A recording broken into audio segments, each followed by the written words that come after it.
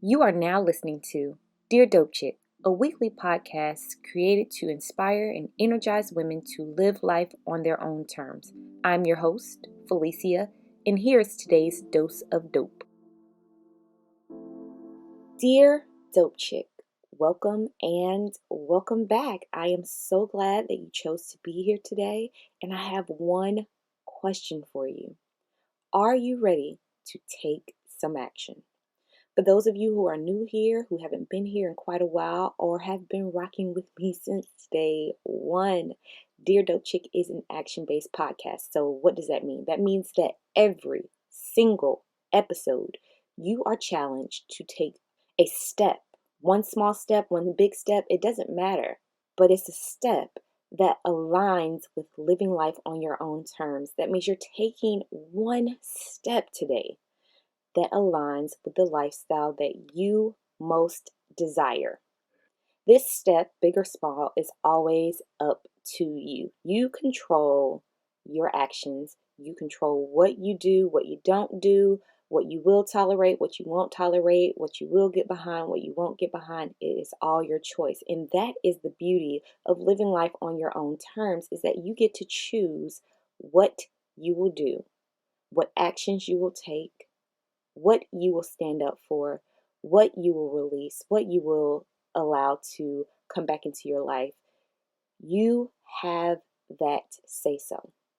And while I highly encourage you to take some type of action today, I understand that that is not my call, that is your decision to make. However, you owe it to yourself to steer your life in the direction that you've always wanted to go. And guess what? You can do that for yourself today. So today's action is to ditch the fake outrage. What does that mean? That means that no more faking your feelings for the sake of bonding and maintaining relationships. When you're upset, be upset, but don't feel any obligation to be upset to show solidarity, quote unquote, or to hold onto a relationship if, number one, you truly don't feel moved by what's happening, and two, the emotional connection you have with the person, the basis of your relationship, the foundation of your relationship is founded upon mutual hate. For example, if one of your parents is holding on to these ill feelings toward your other parent, you are not obligated to hold that hurt because they won't let it go. If someone does something foul to your friend, you are not obligated to sever ties and never contact that person again because your friend doesn't fool with them. If you're proving to someone you're down with them by fighting for a cause you don't 100% stand behind, but you're doing it to keep them close, not only is that manipulative, but it's also fake outrage. We can hate that something has happened or is happening to someone without fusing their traumas with our feelings. Well, what about empathy, P? How is it empathetic to not feel what they are feeling? And that's a good question. Empaths, I get it. It's tricky territory because empaths feel deep and have an innate connection with others. So, how do you let go of other people's shit? Anyone can use this approach, yes, also those who identify as empaths, to help them navigate and separate their feelings from others' situations and stressors. So you don't have to be a rocket scientist. I know people say that, but seriously, you don't have to have some type of degree or anything like that. You can do these steps. Anybody can do these steps if you decide this is what you want to do. All right, so the first part of this is to acknowledge what you're feeling and why you are feeling it. How did that conversation or interaction leave you feeling? What parts of that conversation or interaction have stuck out to you the most and why? So, for example, I'm feeling very heavy right now, gutted almost, because I just spoke with my dear friend and found out that she and her significant other are splitting. That's really what I feel is sadness. I feel sad about the situation. So I've identified my feeling. This is hypothetical, by the way, but I've identified the feeling that I'm feeling and why I'm feeling that way. I feel sad because my friend told me that she and her significant other are splitting. So the next step is to question the origin of the narrative. Who was the conversation about? Who was the interaction about? Are you, are you one of the key players in the story? If not, name everyone who is involved. So in the situation of a friend and their significant other, the situation is not about me by any means. I'm not involved. The people that are involved are the friend and their significant other. I'm not a key player in this story. All right, so we've identified what we're feeling, why we're feeling it, and who is involved. All right, let's keep going. So step 3 is once you identify everyone who is involved, release what isn't yours. So those feelings that you just absorbed, the sadness that you feel, it's time to release it and usher in new feelings of warmth, of comfort, and of love. Because you can change your narrative, right? You have the power to change how you feel in this situation. So, an example of what you may say can sound something like this. I release the heaviness and sadness and welcome warmth. I am full of light.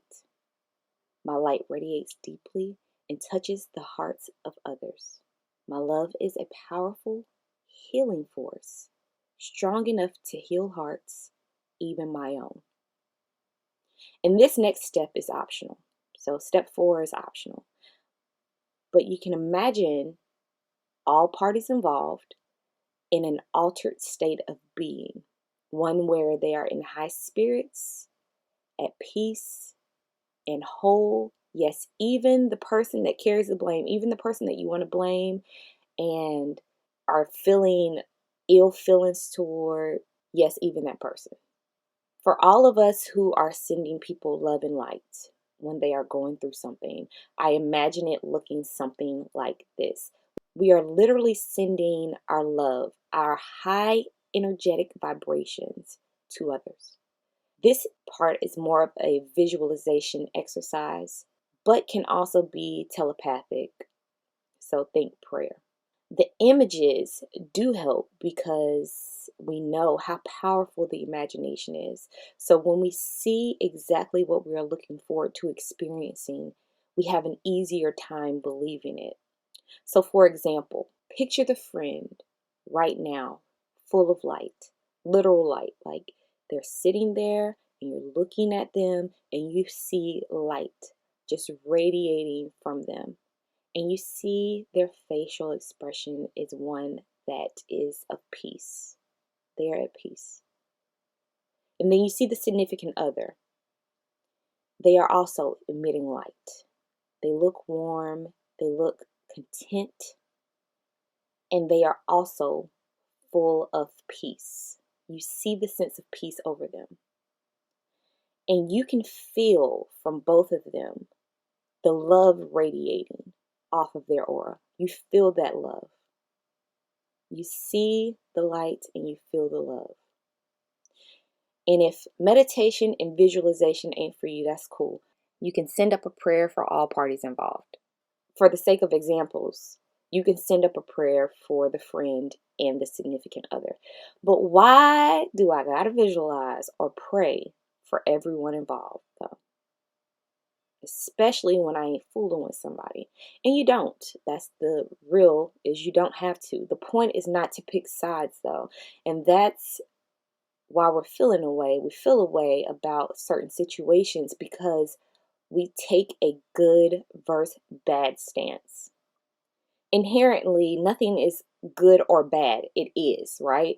So instead of looking at things as good or bad, We can accept that the situation has happened and find ways to change our current realities, especially if this is something that we are seeing right now that we do not like or don't want to see. It's internal. We have to go within, change how we are dealing with ourselves inside before we see it on the outside. We cannot change others. I repeat, we cannot change others. They have to want that change for themselves. However, we can change how we view them. When we are able to see people through a different, non-subjective lens, we are able to connect with them on a deeper level. When we see others through the lens of love, it's easier to freely give it. We don't want to compound hurt with hurt here. Let's lighten the load. Lighten the load for everybody. And when we lighten the load, we give the gift of higher vibrations. Because how can we vibrate high when we are so heavy? You want to see change in this world, and you see that change through your mindset first. So over the course of the week, continue questioning what and why, while also letting go of what doesn't belong to you. What burden are you carrying, and why are you carrying it? Especially when it's not yours to carry in the first place. Compassion is not the same thing as carrying a burden. Yes, we see the situation from their side. Yes, feel how it may feel from their point of view. Yes, connect with that person and show them your support. And then ask yourself, how deep am I in this narrative? Am I making this about me right now? Ask yourself that. So my final thoughts are this. Our minds are powerful, and our state of being affects how we interact with others.